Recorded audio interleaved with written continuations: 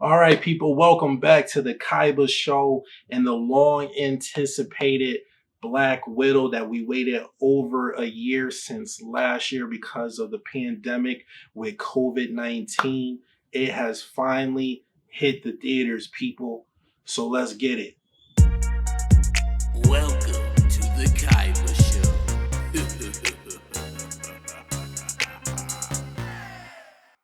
All right, people. So Black Widow is starring your girl Scarlett Johansson. We got David Harbour and Rachel Weisz, and it's directed by Kate Shortland. And excuse me, my voice is still a little jacked up because I've been under the weather for the past couple of days. But I really wanted to give you guys this review on Black Widow. So here we go. So basically, with a brief synopsis of what Black Widow is about, it basically takes place in between Captain America, Civil War, and Infinity War, and Natasha's on her own.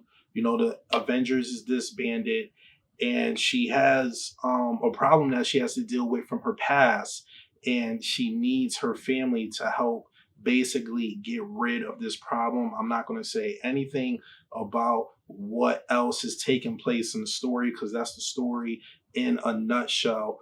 And let's get straight into it. There was some good action in this movie. The fight sequences, choreography, the cinematography with some of the fight sequences, even the chase sequences was pretty good. So I'm not gonna complain with the action in the movie. The action was pretty dope. The acting was good too. I have no complaints as far as the acting. My only gripe with the movie is basically the story in the first half. Let me say this about the story. In the first half, the story was a little bit all over the place. It wasn't gelling for me. And then it picked up in the second and third act. And because of that, it just kind of took me out of my element for a second with the first half of the movie because they were literally jumping all over the world. And I literally mean that. They were in one location after the next, and just with the story, it was just all over the place in the beginning. You didn't know what was going on. But the second and third act, the storyline did pick up for me. So that was like a negative for me at first, where I was just like, oh man, I hope this isn't going to be like some crazy, all right, we already seen this before, espionage type storyline where it's just going to be a okie dokie, rinky dinky storyline that we're not going to really care too much for. But there ended up being some depth to it. You started caring a little bit more about Natasha's family and basically the origin of them. And the storyline did pick up after that for me. But overall, after the pandemic wait for this movie, I will say I was still just a little disappointed. I was never truly 100% like, oh my God, I can't wait for this movie to come out. But now that it's here, I liked it. It was decent. It's not going to be my go-to MCU movie. I will say that. It's not on the level of like Wonder Woman, on how like Wonder Woman had me feeling after I left the theater. I didn't feel crazy like, oh my God, that was a spectacular movie. So with that being said, on the Kaiba scale of 1 to 10, I'm going to give this movie a solid 7.5.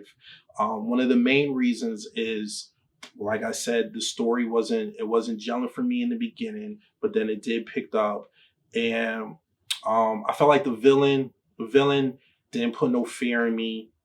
So I forgot to mention that. I'm sorry. The villain didn't put no fear in me. I need my villains to make me fear for the superhero in the movie, the main character in the movie, and to make me feel like in real life I wouldn't want to mess with that person. So the villain and the sub villain didn't really do nothing for me. Like I felt like Taskmaster was kind of like, oh, this is what y'all doing with this character. That's it.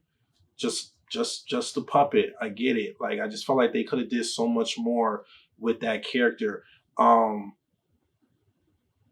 I felt like Taskmaster could have been the Winter Soldier for this movie, like how Winter Soldier was in Captain America 2, and how he wasn't. We all knew that he wasn't the main villain. It ended up being Robert Redford's character.